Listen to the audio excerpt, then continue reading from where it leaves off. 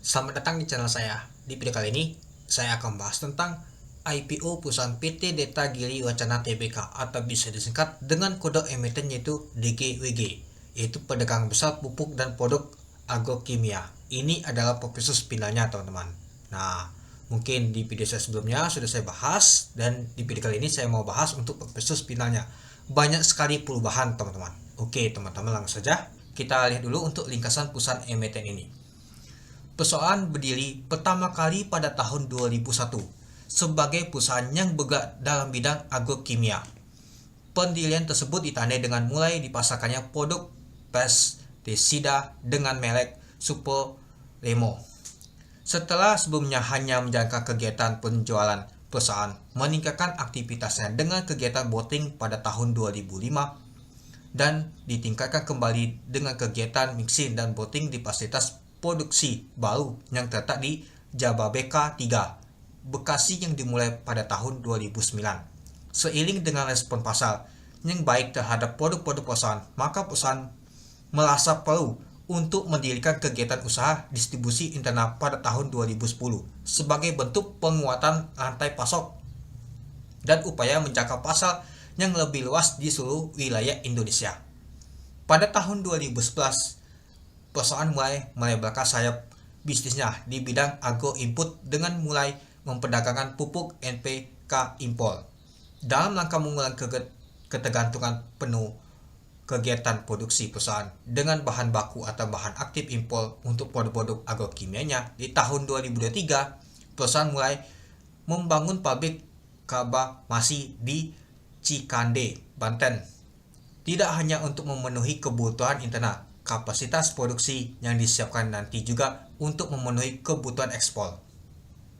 Untuk alamat emiten yaitu di Gedung DGW Group, Jalan Agung Karya 6, Komplek A, nomor 7, Kelurahan Papanggo, Kecamatan Tanjung Priok, Kota Administrasi Jakarta Utara 14340, Provinsi DKI Jakarta. Untuk situs pusat emiten ini yaitu di http://www.dgw.co.id. Nah, itu dia teman-teman untuk ringkasan perusahaan ini. Kalau kita lihat sih untuk perusahaan ini cukup lama ya teman-teman, sudah berdiri ya teman-temannya. Ya, ini perusahaan pupuk teman-teman itu. Nah, ini dia teman-teman untuk nama tuh perusahaannya teman-temannya. Nah, mungkin teman-teman pernah lihat atau pernah lewat teman-teman itu. Dan mungkin juga pernah kita temuin pupuknya ini teman-teman. Nah, mungkin kalau petani mungkin tahu ya teman-temannya pupuknya seperti ini teman-teman. Pupuk DGW-nya itu. Oke, kita masuk ke informasi perusahaan IPO sebelumnya teman-teman. Nah, mohon diperhatikan ya, jumlah saham waktu lalu ditawarkan adalah 1,6 miliar atau sekitar 16 juta lot teman-teman kalau nggak salah ya. Dan sekarang berubah menjadi 882 juta lembar saham atau 8,8 juta lot teman-teman. Artinya banyak berkurang ya teman-temannya. Yang waktu lalu hanya 25%, sekarang 15%, artinya berkurang 10% teman-teman. Jumlah saham yang ditawarkan ke masyarakat itu berkurang, itu banyak banget. Lalu yang kedua yaitu harga penawarnya teman-teman. Waktu lalu rentangnya di 420 sampai di 620, tapi sekarang berubah 230 sampai 620. Malahan dia ambil harga finalnya di 230 dia teman-teman. Nah, jadi gini teman-temannya, baru kali ini IPO bisa dibuat harga itu berubah teman-teman. Ya memang sih profesor itu belum final, tapi baru kali ini saya lihat teman-teman. Saya setiap kali kalau misalkan ada IPO saya baca-baca belum pernah nama tuh perubahan harga rentangnya nih teman-teman. Malahan harga rentangnya ini berubah tuh ke bawah banget dia teman-teman. Nanti kita berpikir gini, wah ini kenapa harganya ke bawah banget? Apakah tidak laku? Nah, itu menjadi pertanyaan teman-teman. Malahan ketika saya lihat di website untuk IPO-nya itu di-push terus teman-teman, naik terus ke atas. Ini kenapa naik terus? Apakah belum ada dapat nama tuh standby buyer-nya? Nah, itu teman-teman, belum ada yang peminat belinya. Ya mungkin karena belum banyak peminat itu, ya mungkin banyak sekali IPO yang bagus dan juga banyak barangan. Nah, itu yang terjadi teman pastinya.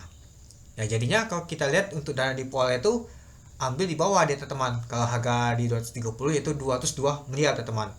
Padahal kalau kita lihat kemarin tuh dari 700 miliar sampai 1 triliun. Malahan diambil harga bawah teman. Ya, jadi kita kelihatan banget, wah ini harga bawah ini. Tapi ya kalau kita lihat untuk harga bawah agak sedikit lumayan sih itu. Tapi ya kita berpikir gini, jumlah lot dikurangin, harga bisa berubah dan juga ambil harga bawah banget dia. Artinya kalau kita lihat ya teman-temannya, itu gak laku. Ya mungkin gak laku karena banyak sekali yang ini teman-teman yang ikut untuk IPO yang lain, itu dia. Dan juga untuk panen awalnya di tanggal 2 Desember sampai di tanggal 20 Desember, malahan dia nambah 4 hari teman-teman, padahal waktu lalu 2 sampai di 16 sebelumnya teman-teman itu. Nah jadi kalau kita perhatikan dia ini teman-teman, apa nama itu, dia nambah 4 hari tahunya nggak dapat sama sekali. Itulah diubah harganya ke 230. Aduh jigo, kenapa begini saya pikir. Padahal perusahaannya itu lumayan bagus teman-teman, tapi ya kenapa nggak terlalu banyak minatnya itu. Nah untuk penilaian umum nggak ada perubahan sama sekali ya teman-temannya, di tanggal 3 Januari sampai 8 Januari tahun 2025 nggak ada perubahan sama sekali. Untuk pencatatan saham juga di tanggal 8 Januari tahun 2025, dan untuk pencatatan saham di Bursa Efek Indonesia di tanggal 10 Januari tahun 2025. Untuk underwriternya nggak ada perubahan sama sekali, itu OD, BLI dan Alexa Sekuritas, AHA, Sinan Sekuritas Indonesia, IT, Samuel Sekuritas Indonesia. Nggak ada perubahan sama sekali teman-teman. Ya yang berubah tuh harga penawalnya teman-teman. Ambil di harga bawah, dia berubah dulu ya teman-temannya. Harusnya sih kalau di harga 420 sih nggak masalah sih. Pasti ada yang beli dan juga laku. Tapi yang nggak set ini diubah harganya nih. Jumlah sahamnya itu juga dikurangi lumayan banyak banget teman-teman, 10%. Tapi kalau menurut saya, kalau untuk jumlah saham ini memang sering banget terjadi pengurangannya teman-teman ya. Tapi untuk harga ini jarang banget teman-teman diubah itu. Oke, kita lanjut lagi. Nah, kita masuk ke rencana penggunaan dana teman-teman. Yang sebelumnya ya kalau kita lihat sih banyak sekali pastinya berubah ya teman-temannya ya. Yang sebelumnya itu sekitar 54,7% akan disetorkan kepada PT Fertilizer Inti Teknologi dalam bentuk penyertaan modal. Nah ini dia teman-temannya. Yang kedua sekitar 8,9% akan disetorkan pusat kepada PT Dharma Guna Wibama dalam bentuk penyertaan modal yang akan digunakan untuk rencana pembayaran sebagai utang pokoknya. Nah lalu yang ketiganya sekitar 33,1%.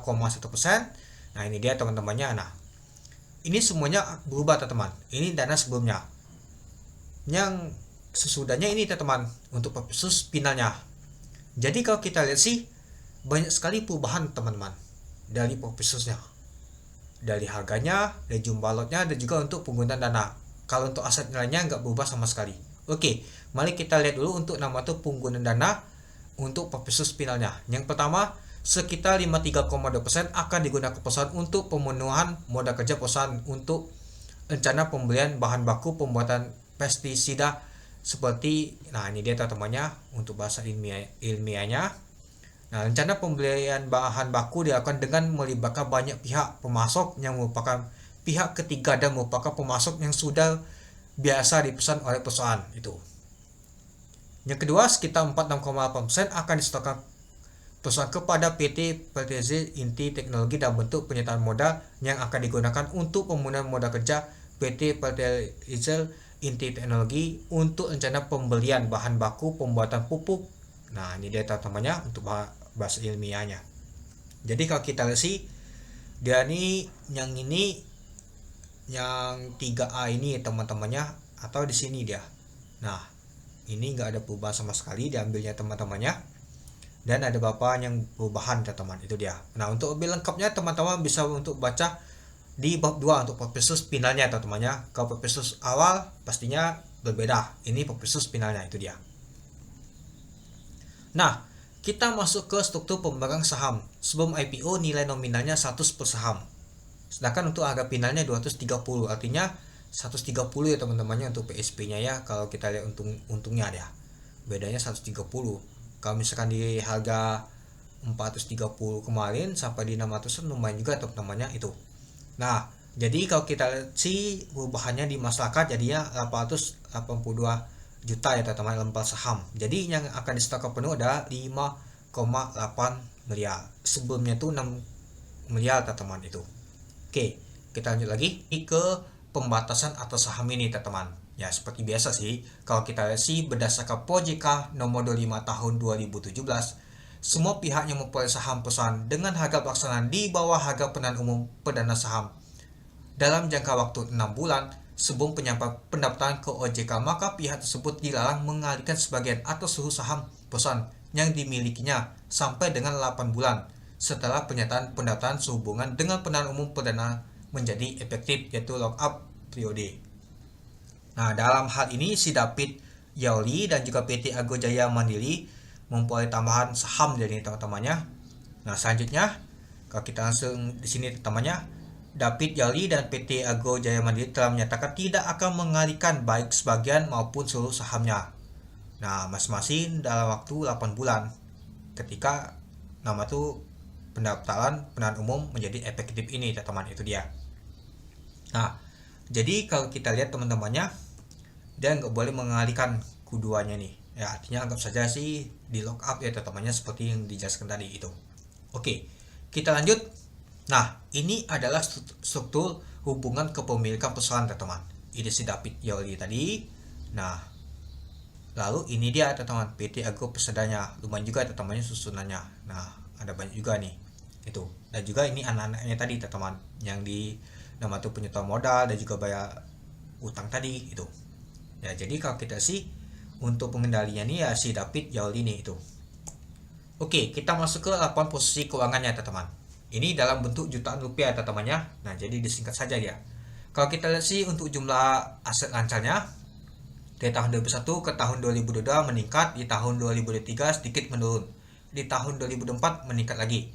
Untuk jumlah tidak lancarnya untuk asetnya dari tahun 2001 ke tahun 2022 meningkat, 2023 meningkat lagi, di tahun 2024 meningkat. Jadi kalau kita lihat untuk jumlah asetnya dari tahun 2001 ke tahun 2022, 2023 dan di tahun 2024 dari tahun ke tahun mengalami peningkatan dia. Untuk liabilitasnya dan ekuitasnya teman-temannya kita lihat dulu. Untuk nama itu hutang jangka pendeknya dari tahun 2001 ke tahun 2022 meningkat, di tahun 2023 meningkat lagi, di tahun 2024 meningkat. Lalu untuk jangka panjangnya kalau kita lihat sih dari tahun 2001 ke tahun 2022 nyata meningkat, di tahun 2023 meningkat juga. Nah, di tahun 2024 dia mengalami penurunan. Jadi kalau kita lihat sih untuk utangnya dari tahun ke tahun mengalami peningkatan dia. Untuk jumlah ekuitasnya kalau kita sih dari tahun ke tahun juga mengalami peningkatan ya. Itu ya kalau kita lihat sih untuk utangnya ini agak lumayan juga ya teman-teman itu. Oke, kita lanjut ke laporan laba rugi dan penghasilan kompresif lainnya. Ini dalam jutaan rupiah juga. Nah, kalau kita lihat sih untuk penjualnya dari tahun 2001 ke tahun 2022 meningkat, di tahun 2023 meningkatnya itu sangat drastis. Coba kita bandingkan di tahun 2023 ke tahun 2024. Nah, nyata di tahun 2024 agak sedikit menurun ya teman-temannya itu. Tapi kalau kita sih untuk beban pokoknya ini lumayan besar banget ya teman-temannya. Ya, malahan sedikit jadi untuk nama tuh dapat laba ruginya. Nah, coba kita lihat untuk laba rugi di tahun berjalannya. Kalau kita sih di tahun 2021 ke tahun 2022 dia lumayan juga meningkatnya. Tapi di tahun 2023 dia menurun teman-teman untuk pendapatannya nih, untuk laba bersihnya nih. Padahal pendapatannya itu lumayan tinggi, tapi beban pokok penjualnya itu lumayan besar banget dia teman-teman itu. Nah, jadi kalau kita lihat di tahun 2023 sampai di bulan Juni, dia jadinya tuh mengalami kerugian dia teman-teman dibandingkan di tahun 2024. Nah, kalau di tahun 2024 dia mencetak laba dia teman-teman itu. Ya, jadinya kalau kita lihat sih dia sedikit merugi di tahun 2023 sampai di bulan Juni dia itu. Dikarenakan apa ya? Beban pokok penjualannya nih lumayan besar banget teman-teman itu. Oke, kita lanjut ke hasil pentingnya. Nah, kalau kita lihat tadi ya gini dia teman-teman, pendapatannya di tahun 2021 meningkat di tahun 2023. Nah, di tahun 2023 itu memang meningkat dibandingkan di tahun 2024 yang sedikit menurun 6% ya. Tapi kalau kita untuk laba tahun berjalannya di tahun 2021 ke tahun 2022 meningkat, apalagi di tahun 2021 ini lumayan tinggi meningkatnya. Tapi di tahun 2023 itu dia mengalami penurunan lumayan dalam 86% ya teman-teman. Nah, untuk di tahun 2023-nya ya dalam juga dia teman-teman menurunnya 422% ini. Dan juga kalau kita sih untuk di tahun 2024 lumayan naik lagi dia kalau kita bandingkan di tahun 2023 itu. Oke, kita lanjut ke kebijakan dividen. Nah, Seperti biasa sih teman-teman, kita langsung saja kita lihat untuk setelah pemilihan umum perdana saham ini. Dengan memperhatikan keputusan para pemegang saham dalam nanti, direksi perusahaan berencana untuk membagikan dividen kepada pemegang saham perusahaan dengan nilai sebanyak-banyaknya 30% dari laba bersih tahun buku yang bersangkutan. Nah, jadi dia ini mau bagi dividen tapi 30%. Kecil banget ya teman-temannya. Perusahaan besar kecil juga ya dia bagi dividennya. Tapi ya kalau kita lihat sih untuk labanya ini nggak terlalu besar juga dia teman-teman itu. Nah, kita masuk ke penjamin emisi efeknya teman-teman. Yang pertama, PT Samuel Sekuritas Indonesia, yaitu IP. Nah, kalau kita lihat sih IP pegang sebanyak 48,18% yang cukup menarik. Lalu yang kedua ada PT Sinar Sekuritas Indonesia, yaitu AHA, 34,47%. Lalu yang ketiga yaitu PT BRI Dana Reksa Sekuritas, yaitu 17,34%. Nah, jadi kalau kita lihat sih IP yang banyak mengendalikan teman-temannya hampir 50% ya pegang barang untuk DGWG nih itu. Oke, kita lanjut lagi. Nah, ini dia teman-teman, kita perhatikan juga penentuan harga penahan saham pada pasar perdana. Nah, kalau kita lihat sih perusahaan pada awalnya melaksanakan penahan awal yaitu di tanggal 2 sampai 16 Desember tahun 2024 dengan rentang harganya itu penawarannya itu pada kisar 420 sampai di 620. Namun mempertimbangkan kondisi pasar yang belum optimal serta persaingan yang cukup kompetitif di pasar penahan umum perdana saham, ya mungkin karena banyak sekali pesaingnya yang melakukan IPO, mungkin jadi memutuskan untuk menyesuaikan kembali tentang harganya, jadi dibuat diturunkan harganya teman-teman. Ya mungkin menurut saya sih jadi banyak sekali yang IPO ya temannya, mungkin ya nggak tahu dilihat dan juga kurang laku, jadinya ya diturunkan harganya biar cepat laku itu. Ya harusnya sih di GWG ini cobalah cari tempat posisi yang bagus sih untuk IPO di bulan Februari yang belum ada ya. Nah mungkin bulan Februari bisa pasti laku ya, dikarenakan banyak yang muncul IPO di bulan Januari ini ada 8 pastinya ya, dan itu kebagi semua itu yang terjadi. Nah lalu dia dapat di harga 230 dia teman-teman, ambil harga bawah, dia bawah banget ya, sudah dibuat ini dilihat untuk nama tuh pasar, lihat penahan umum banyak sekali ya, jadi buat 230. Jadinya kalau 230 pastinya policy-nya itu cukup murah banget teman-teman. Nanti kita lihat. Oke, kita lanjut. Nah, ini dia teman-teman penentuan harga pasti dilihat dari EPS, PER dan juga PBP-nya. Nah, kalau kita lihat untuk berdasarkan di harga 230 ya, untuk laba bersih perusahaan sampai di tanggal 30 Juni tahun 2024. Ini dia jumlah lembar sahamnya 1.661.500. Nah, harga IPO-nya 230, laba bersih tahun berjalannya sampai di tanggal 30 Juni yang tidak disetahunkan ini ya 31 miliar. Untuk jumlah ekuitasnya 754 miliar. Untuk laba per sahamnya 19.095. Untuk BP-nya 454, untuk PER-nya 0,012, untuk PBP-nya 0,01 kali. Nah, kalau kita lihat untuk namanya tuh kompetitornya, ini dia teman-teman, SAMF sama MPGF. Ya, lumayan juga ya teman-teman kalau kita lihat kompetitornya ya, itu. Tapi ya, kalau kita lihat sih di GWG ini cukup menarik, agak murah teman-teman itu. Oke, kita lanjut lagi. Nah, ini policy yang saya buat teman-temannya untuk di tahun 2023 dan juga di tahun 2024. Untuk PBP-nya 1,8 kali di 230. Untuk di tahun 2023, untuk di tahun 2024 itu 1,79 kali. Untuk di tahun 2023 untuk PER-nya 68,02 kali, untuk di tahun 2024 20,67 kali. Untuk BP-nya di tahun 2023 yaitu 122,65, untuk di tahun 2024 itu 128,31. Untuk DER-nya di tahun 2023 235,45%, untuk di tahun 2024 itu 233,64%. Untuk lainnya di tahun 2023 yaitu 2,76%, untuk di tahun 2024 itu 8,67%. Untuk EPS di tahun 2023 3,38, untuk di tahun 2024 11,13. Untuk jumlah saham di stok penuh adalah 5,8 miliar, untuk ekuitas 721 miliar di tahun 2023, di tahun 2024 754 miliar. Untuk laba bersih di tahun 2023 19 miliar, untuk di tahun 2024 jika disetahunkan 65 miliar. Untuk total hutang di tahun 2023 1,6 miliar, 1,6 triliun, di tahun 2024 yaitu 1,7 triliun. Untuk market cap di 230 yaitu 1,3 triliun. Nah, jadi kalau kita untuk policy DGWG ini cukup menarik banget. Kenapa? Jumlah sahamnya yang ditawarkan masyarakat dikurangin dan juga untuk harganya tuh di bawah. Jadi 230, jadi policy itu murah banget teman-teman. Itu dia. Ya mungkin kalau di harga 420 sama di 600 kemarin tuh teman-temannya itu agak standar, agak mahal ya teman-teman. Tapi ini murah banget itu. Oke, kita lanjut. Nah, kita lihat untuk alokasinya teman-teman, untuk pollingnya.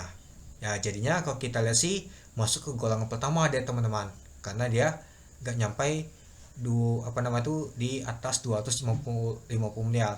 Padahal kalau kemarin itu masuk ke golongan ketiga dia teman-teman, malahan jauh banget dia turunnya teman-teman itu.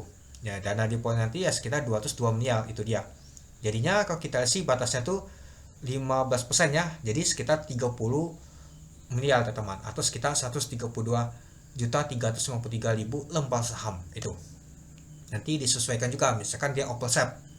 Nah kalau nggak oversubscribe ya mungkin penyataan lumayan besar juga teman-teman, itu dia. Oke, kita masuk kesimpulan. Yang pertama, kinerja pusat saham DGWG dari tahun 2001 ke tahun 2024 selalu meningkat dari segi pendapatannya. Ini cukup menarik bagi saya. Yang kedua, tujuan pengguna dana digunakan untuk penyertaan modal dan juga modal kerja. Ya sebelumnya tuh kalau kita lihat sih ada nama tuh bayar hutang ya teman-temannya, tapi ini nggak lagi untuk dibayar hutangnya itu. Yang ketiga, untuk underweighted dari IPO saham DGWG adalah OD, AH, IP.